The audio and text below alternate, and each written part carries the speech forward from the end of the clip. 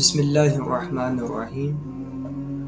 دیکھیں قرآن پاک میں یہ چیزیں واضح موجود ہیں کہ اپنے آپ کو فرقہ واریت میں پروموٹ انسان کو نہیں کرنا چاہیے، کیونکہ اللہ تبارک و تعالیٰ نے قرآن میں فرمایا ان الذین فرقوا دینہم وکانوا شیعا لست منہم فی شیء۔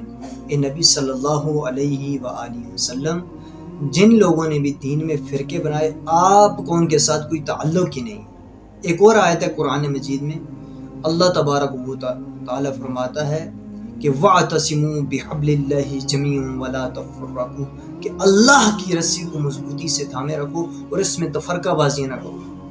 کہ اللہ کی رسی قرآن ہے۔ احادیث مبارکہ میں یہ بات ملتی ہے کہ نبی صلی اللہ علیہ وآلہ وسلم کا مقصود جو اللہ کی رسی ہے وہ قرآن ہے، قرآن کے علاوہ کوئی نہیں ہے۔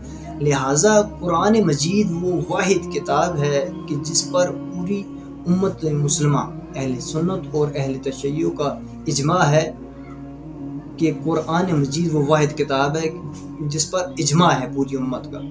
لہٰذا اس قرآن سے جو چیز ثابت ہو سکتی ہے، جو چیز ثابت ہے اس کو ماننا چاہیے۔ اس کے علاوہ جو بھی چیز اپنی طرف سے جو لوگ کریں گے اس کا اسلام کے ساتھ کوئی تعلق نہیں ہوگا۔ اپنی طرف سے قرآن کے جو مخالفت جو چیزیں کرتی ہیں وہ ان کے اسلام کے ساتھ کوئی تعلق ہی نہیں ہے۔ لہٰذا قرآن کو پکڑنے کا حکم ہے اور فرقہ واریت سے بالاتر ہوگا، فرقہ واریت میں نہیں جانا۔ فرقہ واریت یہی ہے دیوبندی، بریلوی، اہل حدیث، اہل تشیع، ان میں اپنے آپ کو نہیں گھسانا۔ اور دین کی خدمت کرنے کے لیے یہ لازم نہیں ہے کہ کسی فرقے میں بندہ چلا جائے اور کسی مکتب فکر کی دعوت دے۔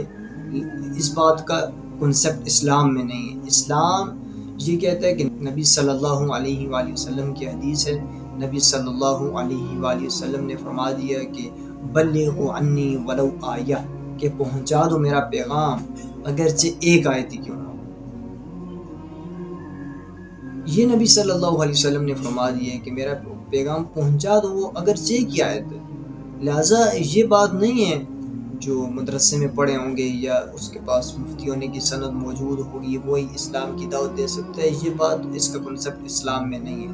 لہٰذا اسلام کی دعوت ہر بندہ دے سکتا ہے جس کے پاس علم ہو، علم ہونا شرط ہے۔ لہٰذا فرقہ واریت سے بالاتر ہو کر انسان دے سکتا ہے اسلام کی دعوت۔